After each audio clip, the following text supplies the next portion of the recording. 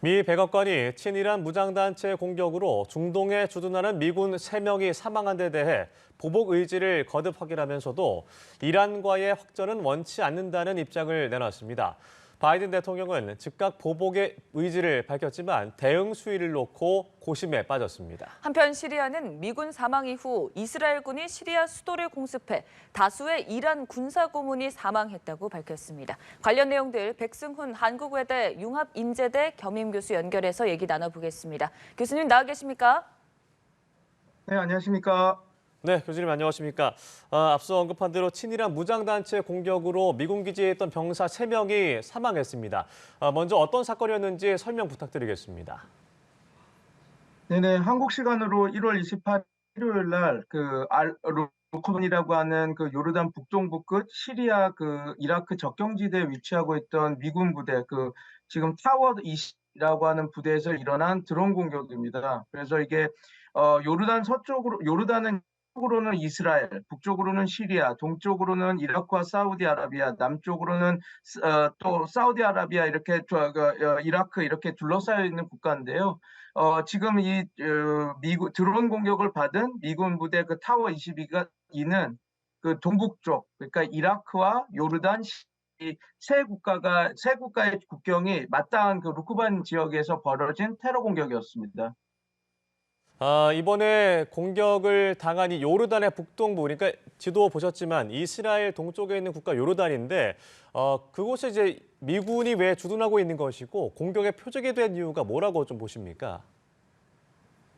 미군이 3명 사망하고 34명이 부상한 것으로 알려져 있는데요. 이제 이 드론 공격이 일어난 그 당일날 일요일에 이슬라믹 레지스턴트 인 이라크, 그래서 이라크 이슬람 저항군이라고 하는 세력들이 자신들의 소행이라고 밝혔습니다. 근데 이제 이 이라크 이슬람 저항군이라고 하는 이 집단은 2003년 말, 그러니까 이스라엘 하마스 전쟁 시작인 10월 7일 이후에 만들어진 신생 조직이라고 미국 정보부는 판단하고 있는데요. 그러나 많은 전문가들은 이것이 카타입 히즈볼라, 하라카트 히즈볼라 누자바, 그러니까 이 히즈볼라 여단, 그다음에 히즈볼라 12여단, 14여단 등의 시아파 민병대가 후원하는 그런 세력에서 새로 규합돼서 만들어진 집단으로 보고 있습니다. 네. 근데 이 미군의 방어 체계가 잘 갖춰져 있을 텐데 이번 공격을 좀 예상하지 못했던 건가요? 아닙니다. 다 예상은 하고 있었죠. 어느 정도 예상하고. 왜냐하면 이 지역이 이미 이스라엘 하마스 벌어지고 나 60여 차 타격을 받았던 겁니다. 다만 네. 왜 미국이 큰 피해를 받냐면 이 공격도 상당히 잘 준비돼서 이루어진 공격이었기 네. 때문에 그렇습니다. 왜냐하면 이스라엘 지금 미국 중부구 사령부에서 밝히고 있는 이게 보통 이제 드론 얘네들이 타워 22 부대가 보통 드론을 이용한 정찰 업무들을 한 부대였는데 자기들이 보냈던 정찰들이 돌아오는 원대 복귀하는 그 순간에 테러 그룹, 그러니까 이라크 이슬람 저항군이 자신들의 드론을 같이 이렇게 들여보면서 공격을 해서 구분이 안 갔다 이렇게 이야기를 하고 있거든요. 그래서 이것이 그렇기 때문에 이들이 드론이 정찰을 가고 언제 복귀하는지를 다 알고 그것을 이해해서 드론을 해서 공격한 공격이었기 때문에 이게 준비할 수도 없고 자신네들의 미군의 드론이 돌아올 때는 적어도 방위 체제, 그게 모든 것이 전 자동으로 되는 방위 체제인데 잠시 시내들의 드론이 들어올 때는 전자동 시스템이 잠깐 정지가 되는데 그 순간에 드론 같이 들어온 거기 때문에 공격을 막을 수가 없었다고 합니다. 그러니까 이게 적군의 공격이었으면 방어 체계를 철저하게 갖췄을 텐데 미군, 아군인 척 좀 교묘하게 머리를 써서 공격을 했기 때문에 이번에 피해를 입은 것이다라는 말씀이신 거죠? 네, 맞습니다. 네, 알겠습니다. 예, 바이든 대통령은 이번 공격을 받고 성명을 통해서 이 시리아와 이라크에서 활동하는 이란 지원의 급진 무장 그룹의 소행이다라고 말을 하고 보복을 다짐했는데 어떤 지원 세력인지 정확하게 밝히진 않았고 특정하진 않았습니다. 이게 의도가 있는 것인지 궁금한데요. 의도가 있는 사람들은 이렇게 얘기합니다. 아까 전에 말씀드린 것처럼 다수의 전문가들은 이게 헤즈볼라 세력 그리고 IRC 이란 혁명 수비대의 지원을 받는 민병들이 물론 이제 새로 만들어진 집단이라서 이게 명명된 집단이지만 그들의 후원 받는 세력은 확실하다라고 보고 있어요. 그래서 그 예. 측면에서는 바이든 행정부가 이걸 이란의 소행이다, 아니면 이란의 후원을 받는 세력이라고 얘기를 하면 바이든 행정부 그 이란의 보복을 확실히 해야 되는 것이거든요. 그러나 네. 지금 대선 앞둔 상태에서는 지금 이런 것들이 자기네들의 정치적 위협이 될 수 있기 때문에 밝히지 않는다라고 보고 있는 사람들도 있고요. 그다음에 이런 부분도 있습니다. 이게 그 미국의 테러와의 전쟁 때도 벌어진 문제인데 이런 민병대 세력 그리고 이제 비국가 행위자들이지 않습니까? 이런 행위자들이 테러 행위를 했을 때 그들에 대한 타격에 대한 것들이 되게 모호합니다. 왜냐하면 지금 소위 말해서 이슬람 지드 이라크라는 세력이 이슬람 저항군, 이라크 이슬람 저항군 세력이 이 테러 감행했는데 아시다시피 지금 이라크 정권 친미 정권이고 나름 미국 좋은 관계를 갖고 있는 정권이거든요. 시아파가 다수 이게 시아 정권이긴 합니다만.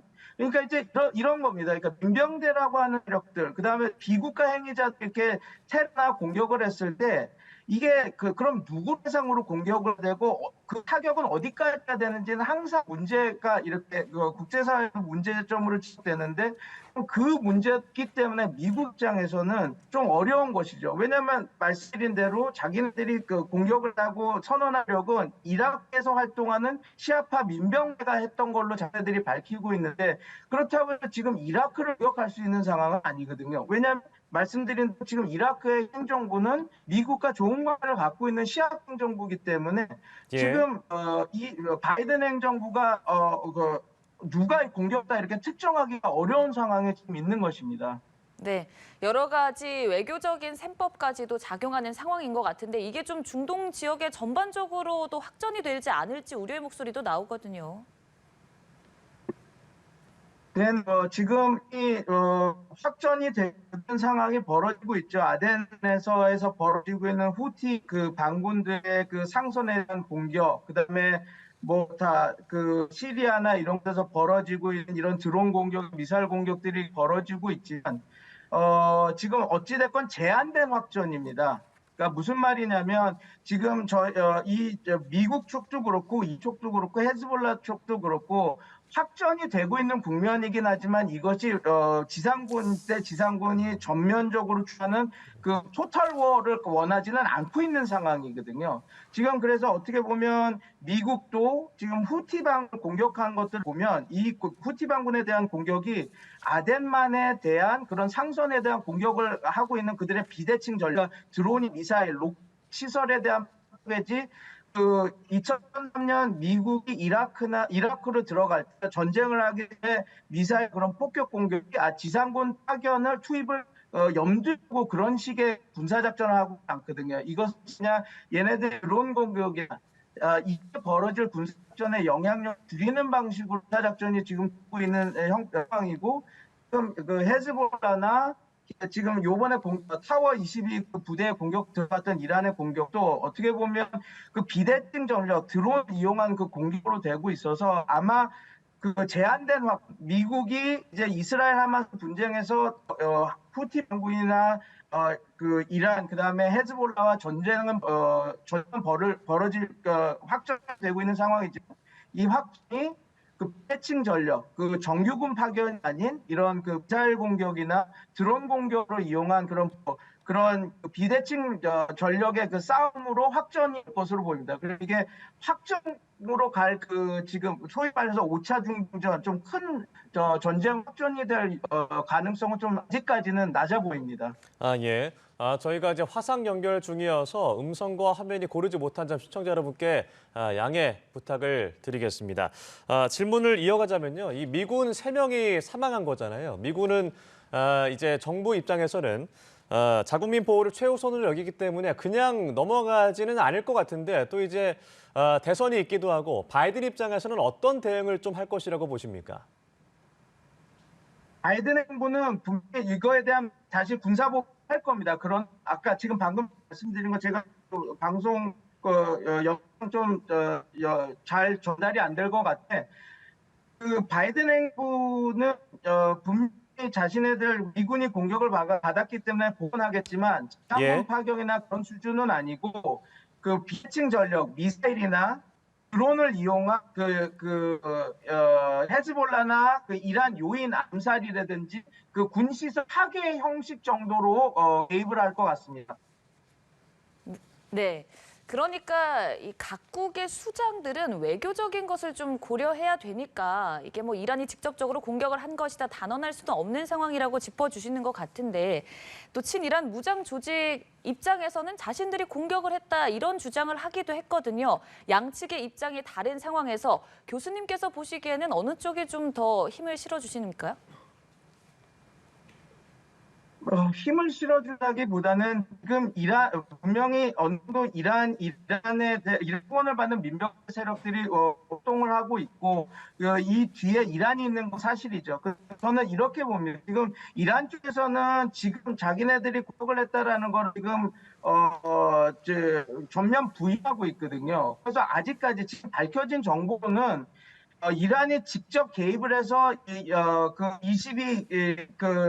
22 부대를 공격을 사주했다라고 볼 수 있는 것들은 아직 없는 상황입니다. 네. 그러나 한 가지 확실한 것은 타워 20 그 부대가 작전을 하고 있었던 거는 보통 어떤 거냐면 소위 말해서 트럼프 정부 때도 계속 그 지역은 우리가 미국이 자기들 군대를 철수한 상황에서도 그에 대한 미군 파괴 계속하고 있었거든요. 그래서 트럼프 행정부의 안보가 보좌관이었던 볼튼이 2019년에 우리가 이 지역에서 미군을 빼겠지만 이 지역에서는 우리가 계속해서 군사활동을 하고 이 지역이 왜 중요하냐면 이란, 러시아, 시리아의 그 관계를 끊어내는 그 중요한 유통지기 때문에 계속 있을 것이다라고 얘기했던 지역이기 때문에 제가 볼 때는 이란이 어느 정도 개입을 해서 이런 거가 벌어졌다고 보는 것이 합리적이라고 봅니다. 네. 어찌됐든 이란이 좀 개입했다는 사실을 완전히 배제할 수는 없다라고 좀 짚어주셨습니다. 사실 그 이후에 이스라엘군의 공격으로 또다시 이란 군사 고문들이 사망을 했거든요. 다시금 또 이란이 공격을 하지는 않을까요?